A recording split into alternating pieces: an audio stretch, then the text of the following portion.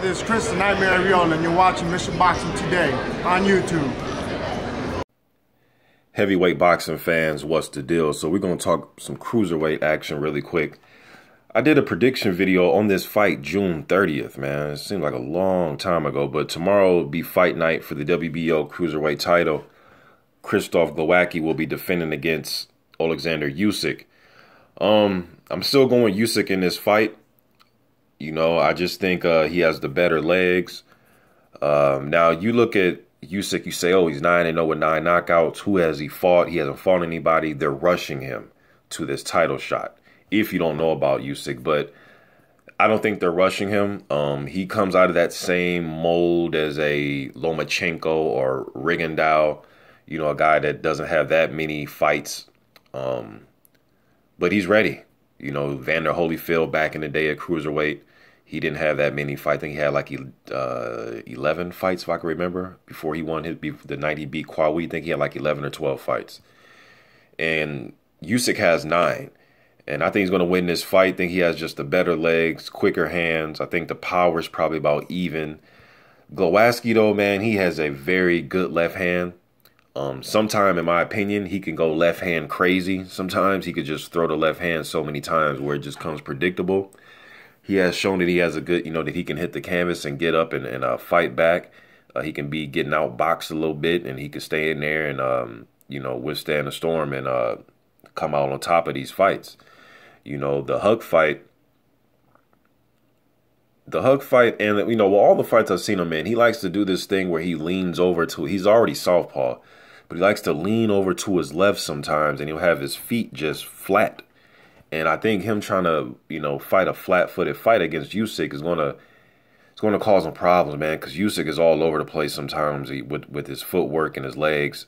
You know, he's always moving, and he has good reflexes. He can duck and, you know, roll and get out the way of punches. Sometimes he has a tendency, even when he's moving on his legs, he can just stand straight up sometimes. So he can make his head a target. Although he's moving, his head is right there, though, sometimes. But like I said, he has good reflexes. When he wants to move his head and bend at the waist and duck away from punches, he can get away from them. He can evade them. But he's elusive, man. He's pretty elusive. And his 9-0 is a little bit deeper than you think. His 9-0 record, because he won gold medal in 2012 in London at heavyweight, not super heavyweight. We know Anthony Joshua won the gold medal, super heavyweight. But he won at heavyweight 2012.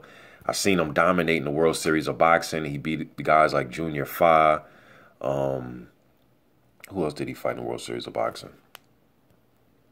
Seen him fight, beat Joe Joyce. Joyce just won silver at the super heavyweight this year. People thought he got robbed against a guy from France. What's the guy's name? Tony Yoka. You know, a lot of people thought that Joyce should have won the gold this year, but I seen him beat Joyce. Seen him fight another guy named Nestor. I forgot that guy's first name, but I watched that one because I wanted to see, you know, what he looks like against when he fights southpaws.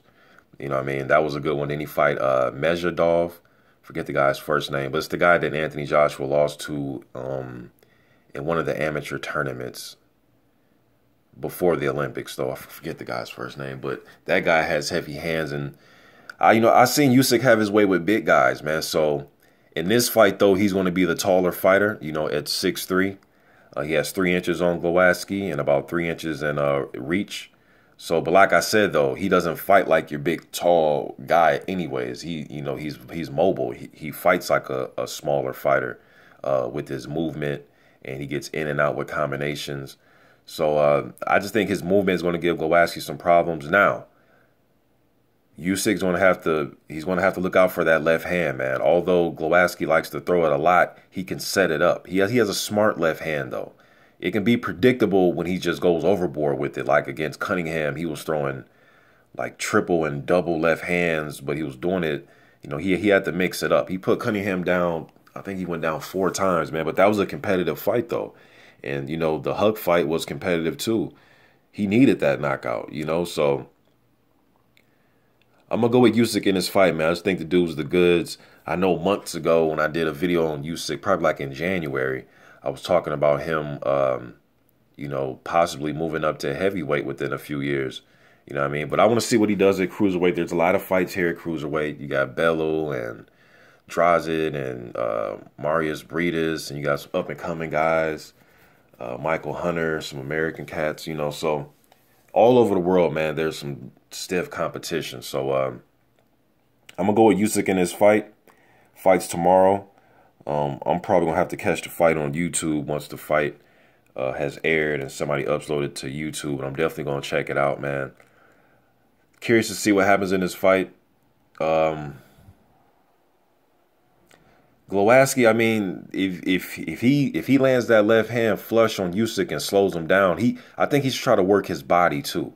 You know, Glowacki got some skills. He can move a little bit. He's really not a mover, but he can move a little bit, and you know, he doesn't look as awkward or uncoordinated when he's moving backwards. But I think his bread and butter is either fighting you from a fair distance, and you guys just stand flat-footed and try to, you know, make each other miss by bending at the waist and countering like that, or he likes to just walk you down. But he's going to have to go to Usyk's body to slow him down, unless he catches Usyk and he can get the timing and the range where he can land his left hand upstairs on Usyk and hurt him.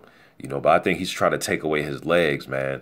If he tries to come out and headhunt, this may be a 12-round unanimous decision. If he comes out and just tries to headhunt, because he's going to get countered. He's going to get countered with combinations. And another thing about Usyk,